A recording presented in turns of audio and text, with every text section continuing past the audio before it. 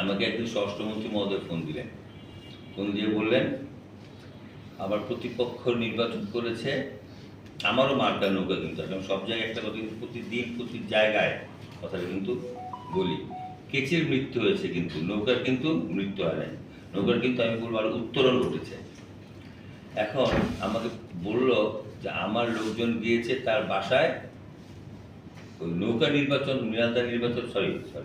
নৌকা নির্বাচন করার কারণে আমি তালা দিতে পাঠিয়েছি।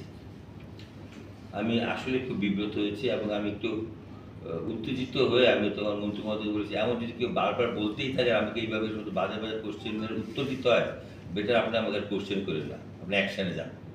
আমি শুনতে শুনতে মানে অস্থির হয়ে গেছি।